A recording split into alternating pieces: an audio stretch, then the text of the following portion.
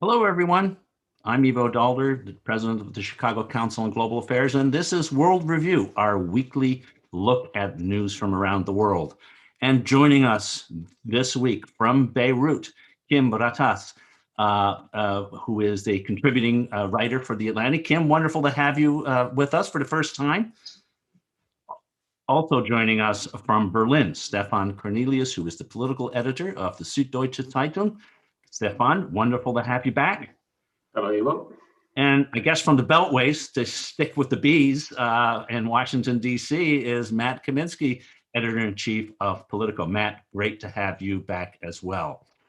Quite a week we've had. Let's start with, Matt, the speech that Secretary of State Tony Blinken delivered just the other day, and then the White House issued a quite detailed, actually pretty novel interim national security guidance, sort of laying out the priorities and ideas that are motivating American foreign policy in the Biden administration.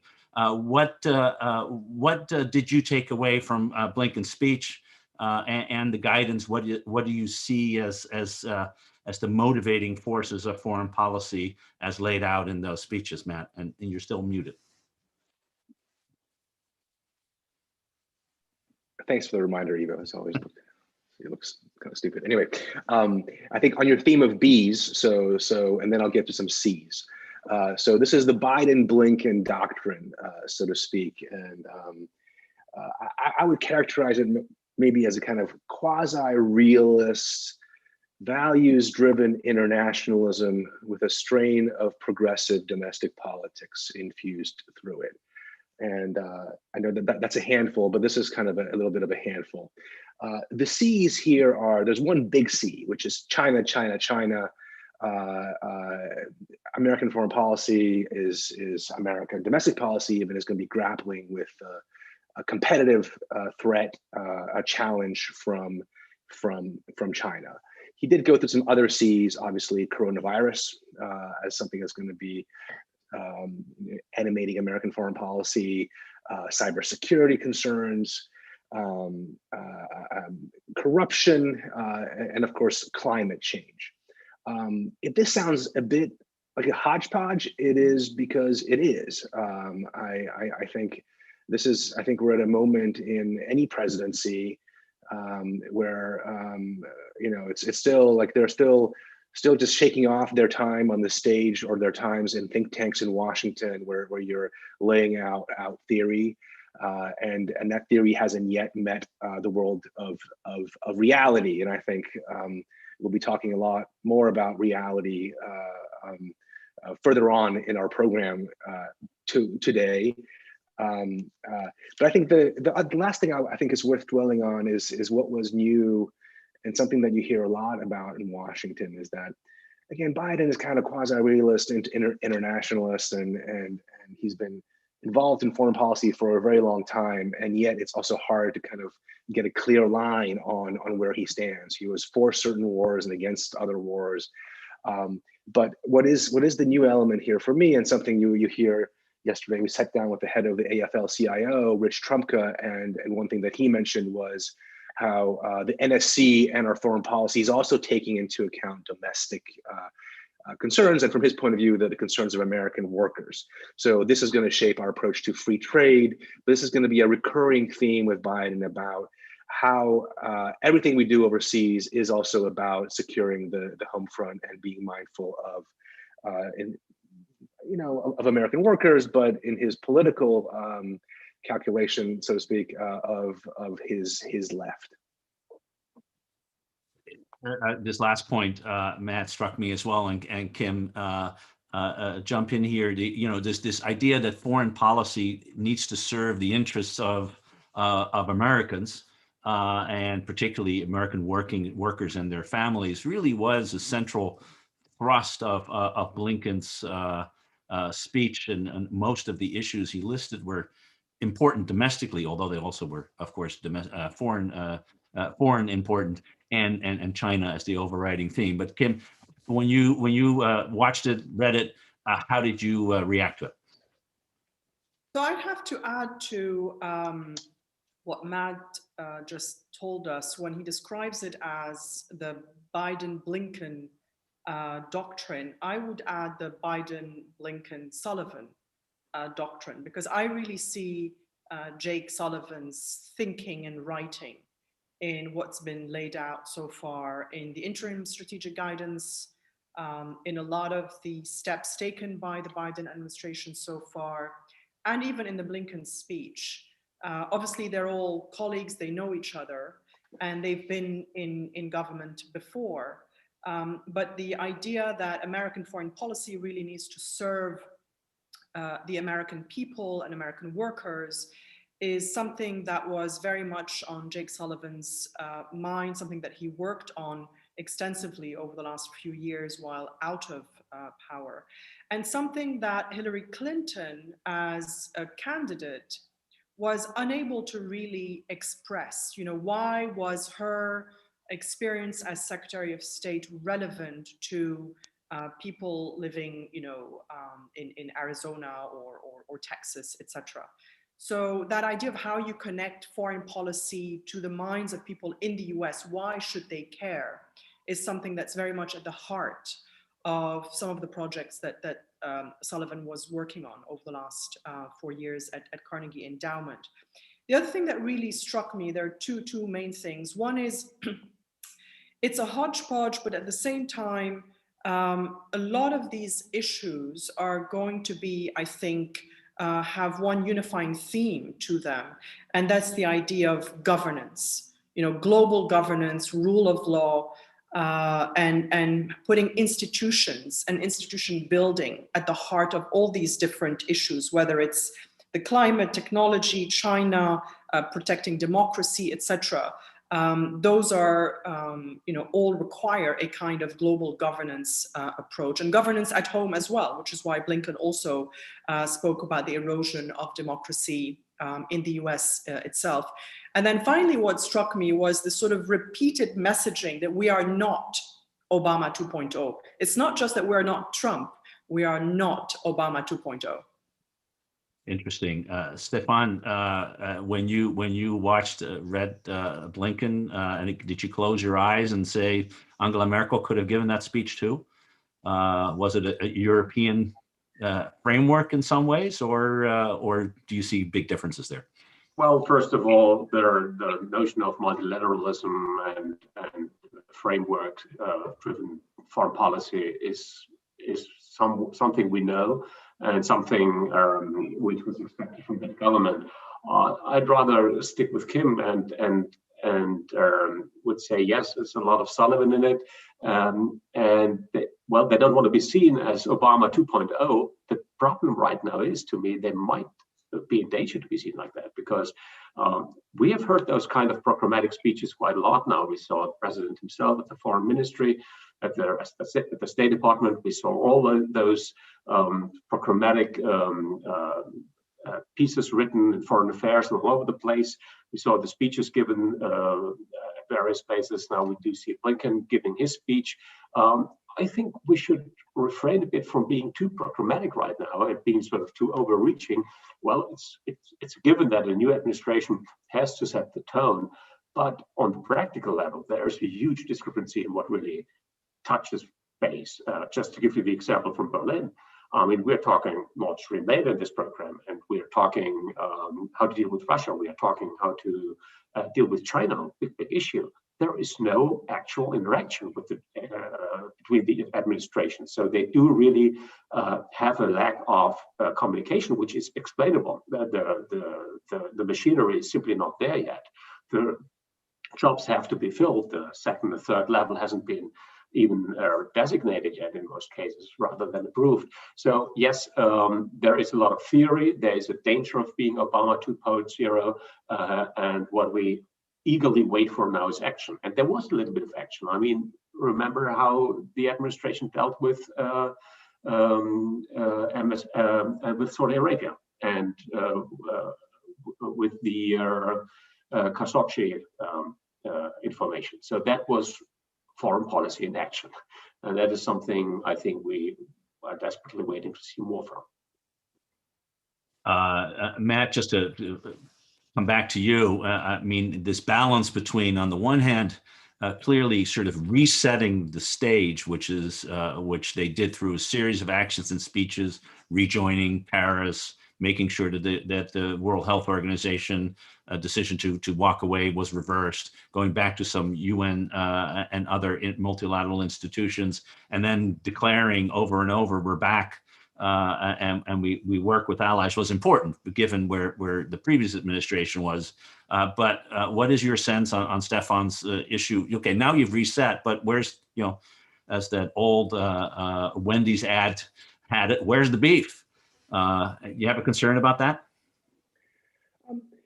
I'm not sure I have a concern. I think that's the real challenge for this administration. I think, to everyone's point, and unfortunately, Jake Sullivan does not have a B as a last name, so he doesn't fit so alliteratively in a doctrine. But you're absolutely right that a lot of Jake Sullivan's thinking is in here. To say, I think that's really the sort of challenge for this team. I mean, I think that the thing that we know about this team is they're very thoughtful. They're verging on technocratic. I think there is not a grand visionary, in fact, in this group. So I would expect that they would be much more sort of action or reaction oriented in the months going forward. Well, all this stuff is very nice. It's a kind of a reset to the America that the world is more familiar with, by people with whom the world is far more familiar with than with the previous crowd. There is no kind of Kissingerian-like figure here who has a sort of grand design for the way the world should work. And maybe the world is not in a place that either would be receptive to or malleable to a grand design.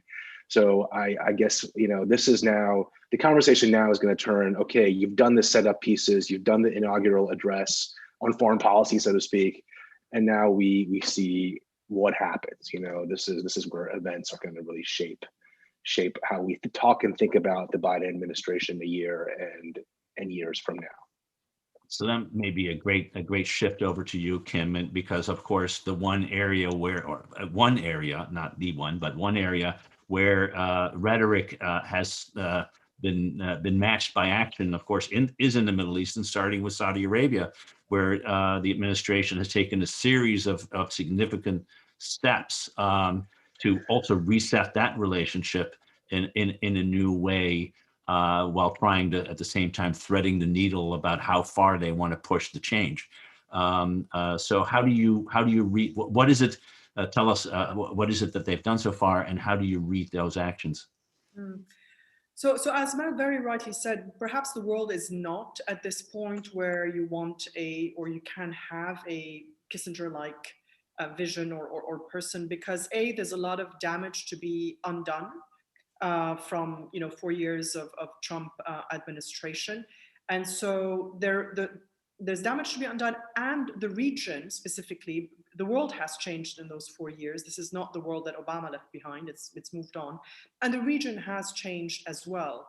So the Biden administration is having to deal with partners and allies that are in a slightly different configuration than they were 4 years ago, namely the UAE and Israel having signed a peace agreement, and Bahrain as well. The Saudis not quite, but certainly talking to the Israelis, very much behind closed doors, and making noises that perhaps they could also come to sign a deal with the Israelis. The way I see what the Biden administration has done so far, and I have a slight bias because of how I've been focused in my writing on looking always at what Saudi Arabia does and what Iran does in the region, and how that dynamic drives the region. And so when I look at what the Biden administration is doing now in the region, I look at the parallels between how they're dealing with Saudi Arabia and how they're dealing with Iran. And I see parallel tracks there. I see recalibration with Saudi Arabia. You're still our partner, but we're going to call you out on things like the killing of Jamal Khashoggi. We are going to name the crown prince. We are going to talk up the issue of human rights, etc. but we're also going to make clear you're still our partner, and we're going to protect you from missile attacks from Yemen by the Houthis, etc. Meanwhile, because it's a message also addressed to Saudi Arabia, which is always worried that America is going to run into the arms of Iran somehow, which is how they experienced the nuclear negotiations under the Obama administration. As the Biden administration tries to engage with Iran and signals it is open to re-entering the nuclear deal if Iran comes back into compliance, the Americans, the Biden administration also carries out a strike against Iranian assets in Syria. So it's a recalibration on both sides. It's a recalibration of the relationship with a partner which had gotten so many blank checks from the Trump administration, and it's a recalibration of how you engage with a foe in a way that is not similar to how President Obama engaged with Iran. He was willing to acquiesce or turn a blind eye to what Iran was doing in the region as long as they got to the nuclear deal. And this administration is making very clear that that's not going to be its approach. And that is also a reassuring sign towards the Saudis and other American allies in the region. So I always look at it from those two different perspectives. Very interesting. Stefan, in some ways, that more strategic view that Kim just described is in some ways, many Europeans look at the region in a pretty similar way from that perspective, at least with regard to Iran and Saudi. On the other hand, of course, the relationship between the United States and Saudi is very different than the relationship between Saudi and any Europeans. But what's the word in Berlin? Is this recalibration, as Kim put it, rather than a rupture? The way that folks in Berlin and in Paris and Brussels wanted the administration to move? Well, I think there is a lot of jointness in that issue, definitely. On the first moves on Iran, there was actually an interaction there. You saw them strategizing on those moves. You saw the German Chancellor actually picking up the phone and talking to President Rouhani, which is a quite rare thing she does. Actually, she tries to avoid most of the time. She's trying to get out of his way. But that was sort of a consorted move where they said, well, we level the way to not go back to square one, but at least try to find common ground. There was that offer for joint conversation this week, which actually the Iranians declined, either virtually or even in person in Vienna or other places, by the political directors of each foreign ministries. So yes, this is what the European side, the German side, very much look forward to. We do have a lot of change on the European level in that. The major player, the German diplomat Helga Schmidt, she has left the scene. She's not part of this game anymore. So the Europeans have a problem filling that void. But there is an intersection we can sort of work with. One important intersection, which will come up to the scene very fast, is Turkey. And Kim didn't mention it, but it's in all our minds. It's present there. It's the determining power in all these relations. And you do see those fascinating moves by Erdogan, who is just picking up the wind where it comes from. And he definitely knows the mood inside the country after huge financial losses, currency losses. Calls for reconciliation with the European Union, reconciliation in the Eastern Mediterranean, trying to calm things down within NATO, where issues are boiling over. The confrontation with France is just immense. And so, yes, we do have lots to talk about there. There's also leverage. There's joint interest. Yes, Turkey can be pulled over again because they have vast economic interest, which can only be fed by Europe. And so, yes, I'm very much looking forward. Apart from those issues, Turkey and Iran, I do see Europe not being actually overly ambitious on the broader Gulf area, but definitely on the Northern African rim. Libya will be an issue to talk about. So, yes, the scene is wide open. Matt, what struck me in watching the Blinken speech and reading the interim guidelines is this attempt to downplay the Middle East, at least in we're not going to be stuck there in the same way that other people have been stuck there. When the regions are mentioned, since the Indo-Pacific, it's Europe, it's the Western Hemisphere, and the Middle East comes somewhere way behind Africa and perhaps even Antarctica, in at least in the writing. And yet, when you look at the first 40 plus days of the administration and where it has taken action, it's in the Middle East. Are they trying to sort of reset it in a way so they can focus elsewhere, or are they? Is it like all administrations in the last, I guess, 20 years, been pulling back into the Middle East no matter what? How do you see that? Well, it sure feels like deja vu all over again. You really don't want to get dragged into the sort of morass, whether it's the Palestinian-Israeli issue, the Gulf, North Africa, and inevitably you will. I think you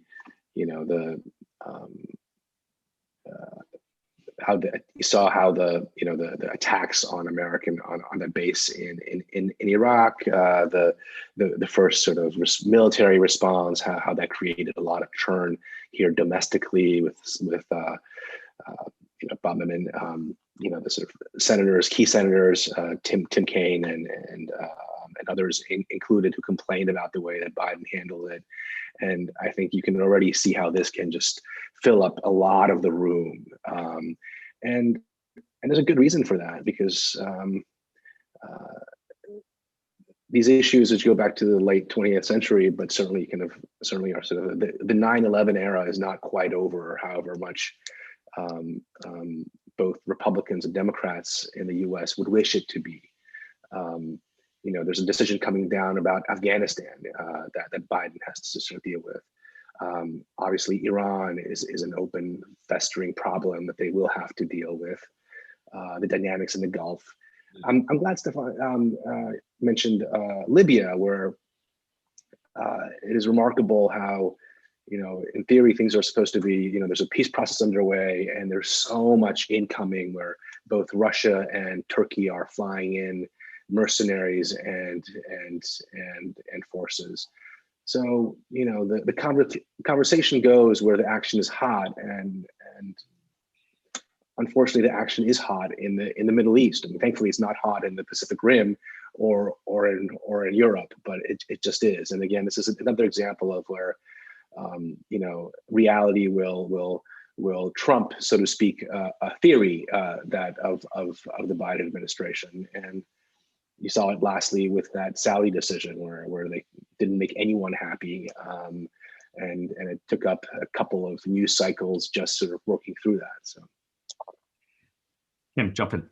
Yeah, I also think that it's hard to leave the Middle East. I left and spent 10 years in Washington, and then I came back to Beirut. So there is something that's quite hard to leave behind here.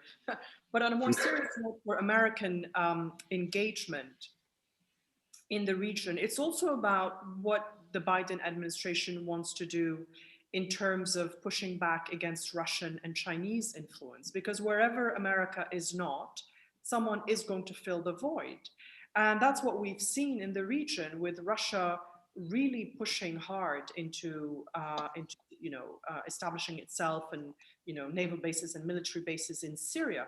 That's not going to be undone anymore. And of course, Iran filled a lot of the void as well, with increasing its support for militias in Iraq and in Lebanon and in Syria and in Yemen. So you may want to leave the Middle East, and you can do that by reducing your military footprint or reducing how much time you spend on the details, but you do have to think about the big picture and the structures that you want to put in place to push back against Russia and China, if that is what the Biden administration wants to do, and I assume it is, and also the other sort of structures and institutions that you can put in place to let this region move forward in a more constructive and positive way. And it doesn't always involve military intervention and very costly freedom agendas. Well, that's indeed striking, Stefan, the ruling out of military force for regime change, which in some ways has been a defining element of American foreign policy, like it or not, for all too long, particularly in this part of the world. The very explicit statement by Blinken that that's not going to happen anymore. It does raise the question. So then, how do you engage, if not militarily? How do you engage in this region? And it's an issue that confronts our European friends, of course, as well. NATO just decided to send 4,000 troops to Iraq for training purposes, which is very different than regime change purposes. But nevertheless, there's a deepening engagement still militarily in the region, maybe for stability purposes, or maybe because the region just is a vacuum that needs to be filled. And if we don't, as Kim said it, somebody else will. Well, there's definitely a lack of fantasy if you just think that influence comes by boots on the ground. That's not true. And indeed, there are so many more ways to be influential. And honestly, even America's post-Trump history wasn't driven by the desire to set troops on foreign soil. We saw the period after 9/11, yes, and there was some impetus to be present militarily, and we still are in Afghanistan for good reasons. And actually, we did good there, even though if it's tough and probably not sustainable. But nevertheless, the whole notion of having influence and yielding influence without military presence is the entire notion of European foreign policy. Why? Because, well, they are simply not able to muster military power. It's so difficult to get these countries together to join in the military force. So what do? You look for your other forces of influence, which are definitely, in our both cases, transatlantic cases, American, European cases, the economy. Those countries are hungry for aid, for help, for economic influence, for markets, for access. They're hungry for the opportunities which come with free travel, with visa liberations in the case of Turkey, with financial influx. I mean, they are cash hungry. So we can definitely open up paths of entrance. We can set demands without sending forces. Apart from that, there's also the power of example. And I mean, we've talked soft power up and down the road, but it's there. It does exist. And as I mentioned earlier, the little first snap at Riyadh in the MBS case was quite a show of what force just saying the right thing can set free. Kim, I want to ask you, because you are the expert. So how was what the administration did with regard to the release of the summary and the intelligence report on the Khashoggi killing and the direct assignment of responsibility to the Crown Prince? How was that seen in Saudi, and to what extent will that have an impact on Riyadh's view of its relationship with the Biden administration? Is it a hiccup, or is it something more fundamental? A combination of both. I don't want to sort of hedge my bets, but or evade the answer, the question. I think they realized that things are about to get serious, or they were expecting things to get serious. They were hoping for another Trump victory in Saudi Arabia, but they understood very quickly that they were going to face the ire of a Biden administration and of Congress. This is not just about the Biden administration. And you could argue that, as I think Matt just said, that no one was happy really with how this report was released. But anyone who thought that the Biden administration would sanction MBS was always going to be sorely disappointed. Jamal Khashoggi was a friend of mine, and I would like nothing more but to see real justice and accountability. But we also live in a world, as I learned very early on growing up in Lebanon during the Civil War, where realpolitik is just what it is. And the United States was never going to rupture that relationship. Accountability, however, is very important, and there are ways to push for accountability and to demand certain things from the Crown Prince and from those around him to earn forgiveness, perhaps to some extent, as much as that is even possible. Jamal is never going to come back.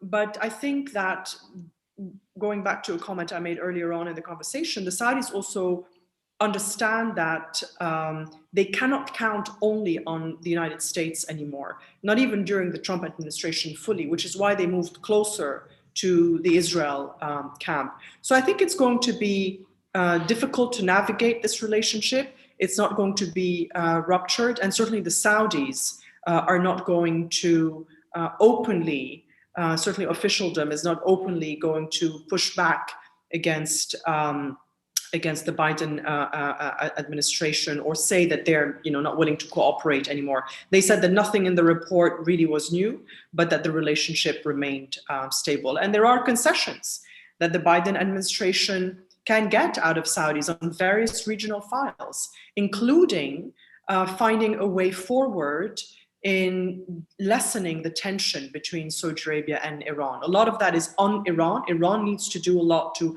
lessen the tension in the region, but Saudi Arabia can also do quite a bit. Stefan, let me jump in with just one thought, because I think that's important to also observe on this point. The whole decision to publish the report and to push that issue forward also has a huge flip side on the domestic scene. I mean, if you talk about Sullivan's sort of domestically driven foreign policy agenda, this is the way to tell the truth. And this is the way to righten things and to be accountable also to your own people. I mean, we're all facing the dilemma between morals and realism in foreign policy all the time. We do have that in China in a big way.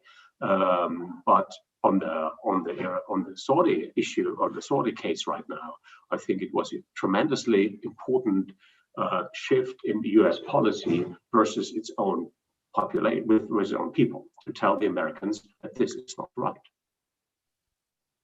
Matt, how do you see it? Of course, there is a debate about whether, on the one hand, I think the recognition, as Stefan said, that this was necessary, telling the truth, coming forward, letting people know what we know, and on the other hand, quite a lot of criticism that the administration didn't go further, particularly with MBS putting either sanctions on or a visa ban, or try to influence in some way the succession issue, which you heard on Capitol Hill and in other places.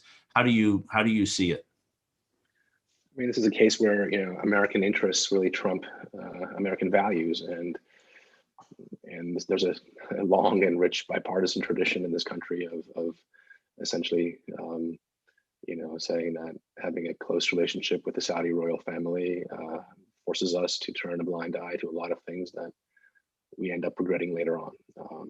9/11 being one of the best examples. So I think this is where we started off talking about the Biden Blinken Sullivan doctrine of kind of being kind of quasi-realist, values-driven internationalism.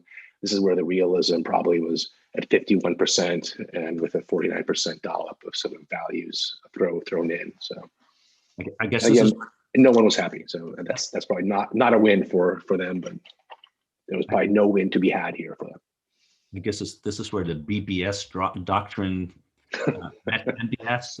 Right, exactly. NBS 1, right? Stefan, finally to you, switching a little bit gears, although actually building on your comment on how to build influence.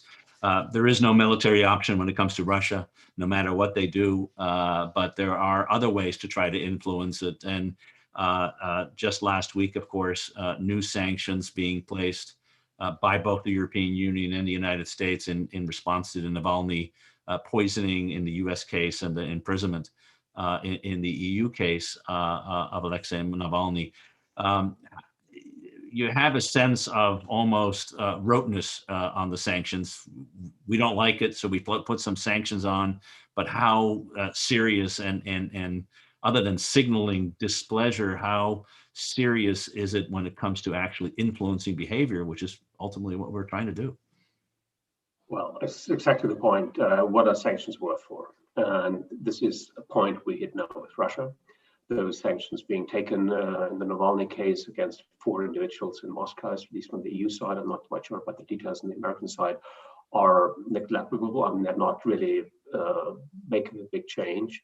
And this is why the big white elephant in the room always will be and is Nord Stream 2, the gas pipeline, which is seen as a token where we could influence behavior and could sort of reverse the pressure, almost literally, and where we all of a sudden find ourselves in a maze of complex legal, political, and very fundamental issues, mostly about the nature of sanctions. If you look at the German government's arguments on Nord Stream, and you know that Angela Merkel is very hesitant in using this issue as a political pressure tool, you find a lot of reason in it, mostly because 90-something% of this whole thing is built. There are binding legal contracts. It will cost a huge amount of money to stop it. It is even questionable if you can stop it with sanction tools, because every single court can strike this down. There is also the question of the logic of sanctions. If you do apply a sanction regime, let's say, versus the energy industry in Russia, you cannot just hit that one pipeline. You have to hit all the energy flow which goes to the West, and actually even more so to the United States. The United States import of Russian crude oil sums up to a higher volume than the European gas volumes. So there are huge interests on both sides, and there's a lot of subtext and sub-levels, also American shale gas, so on and so forth. The big question is, are we that far that we use broad industry connections we do have to enforce political measures to get our way? And so this is a very fundamental question. This is the question the German government now raises. It actually led to the French president turning his opinion last week. I think he did so for other reasons. He's strongly opposed against the pipeline. Nevertheless, he makes noise towards Putin. He wants to bring him back into the G7. He wants to open the path of reconciliation. So I don't see a real clear line in this. It's not really thought through. And this is why my earlier argument on we really desperately need our infrastructures in place to have this argument started transatlantically. This is the first thing to do. We need to have the people to talk, and they're not doing this. So I know for sure that Merkel and Biden haven't really exchanged arguments on the pipeline. Neither has the German foreign minister and Blinken. So there is, and Sullivan occasionally talks to his counterpart, the German Chancellor, but definitely not in detail on this one. So I guess public expectation, and mostly think tank expectation, to be quite frank on this, is much higher than actual political reality calls for. There is, though, and I think there's the Nord Stream issue, of course, which is a big one, and it's a huge one politically, Matt, in Washington, because Congress has legislated sanctions as is his want, trying to put the administration in a bind. But there's also this larger issue of how do we, what instruments of power do we have to affect Russian behavior? And we're in the beginning of a major debate about how to react to SolarWind, the hacking of U.S. systems. And you do have this sense on the one hand, Russia's real problem, it's very serious. And on the other hand, it's not really clear what it is that we can do to influence its behavior. And so we impose some more sanctions. Is that about the way to think about it? I mean, I think the way to think about it is the problem comes down to one word, which is Putin. And our failure collectively over 20 years to figure out a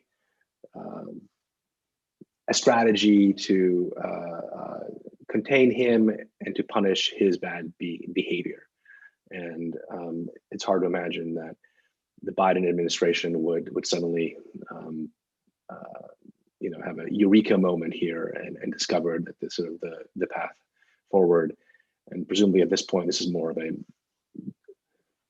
I mean, I've been to Russia for a couple of years, but I did spend a lot of time there in the first 15 years of the century and before. Putin has one goal, which is the survival of his regime, and he's been very good at achieving that goal. And the way he does it is multiple ways. Starting wars when he needs to burnish his legitimacy at home, hence Crimea, hence Georgia. Really taking a zero tolerance view toward his political enemies and using whatever means, world's condemnation be damned. What he did with Navalny and Skripal, using kind of asymmetric warfare essentially against us, which is the hacking, cyber means, messing around in Libya. There's a long and Syria. There is a long list. And we've never really taken him as seriously as he's taken us. And until there is either a coalition of countries or in this country, we are going to spend as much time and as much energy fighting Putin as Putin fights us. There is no going to be, it's going to be this kind of circular dialogue that we're having here. And it's not our fault that we're having it. It's just because that is basically happens to be the Western conversation. We really don't have the stomach to face up to him because he doesn't play by our rules. Well, and it looks like, Kim, that works out perfectly well for Vladimir Putin, who, if you look, you just mentioned in the region that you are, whose influence over the last 5 years has been extended quite remarkably. And although he has growing opposition at home to some extent and a weak economic basis, nevertheless seems to be not only surviving, but in some ways thriving, including in your part of the world. Yeah, certainly in Syria, I'm not sure how much he's thriving elsewhere. And he is also in a competition with Iran for influence in Syria. But for now, they are the bigger brother. Where Russia has no edge on the United States is on issues like human rights and democracy. When you talk to anyone in the region, any activist, any journalist, intellectual, etc., no one looks to Russia for help or assistance. Everyone looks to America. And it was very notable that the Saudis released Loujain al-Hathloul, the woman activist who'd been in jail for 3 years, just as the Biden administration was coming in, because I think you're going to see more of that, because suddenly those issues matter. And autocrats in the region and others will be on notice to the extent possible within the boundaries or the limitations of realpolitik and within the limitations of what you can achieve with sanctions. In a way, the sanctions, the Navalny sanctions, were a little bit similar to the way that the Biden administration dealt with the MBS issue. There's sanctions, yes, but they don't really bite, and so it's a message. But you still want to find ways to work together on some of these issues. But one thing that I find very interesting, and I'm very curious to see how American officials are going to deal with their counterparts from authoritarian, autocratic countries from now on, is what have they learned from looking at the Trump playbook? And I know that I'm saying something slightly controversial here, but there were autocratic tendencies there, and there were constant moments where Americans thought, he's not going to go there, he's not going to do this, it can't get worse. I mean, no one expected January 6th and the attack on Capitol Hill. And so, having lived through this experience that is previously unimaginable in the United States, what have American officials learned about how to deal with autocrats who are simply using a different playbook and who have different goals and ambitions? It's like trying to explain back in 2012 to an American official that Bashar al-Assad was going to burn down the country instead of giving it up. And the reaction was one of, who would do that to their own country?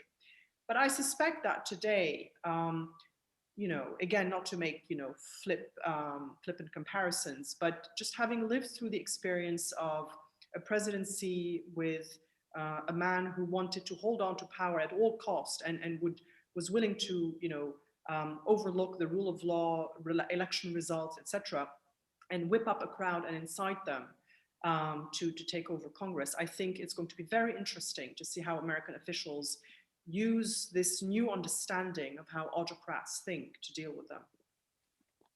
And I think you're already seeing the administration grappling with that kind of issue, of course, in the speeches that we started off with on the importance of fragile democracy at home needing to be rebuilt as a means to as Stefan put it, soft power being part of the arsenal of dealing with the challenges that we have. Unfortunately, that is all the time we have this week. Kim Ghattas, Matt Kaminski, and Stefan Kornelius, thank you so much for joining. A fascinating discussion, as always. Really appreciate your time and insights. And we will be back next week with another edition of World Review. Thank you all and have a great weekend. Thanks for having us. Thank you, Ivo. Thank you.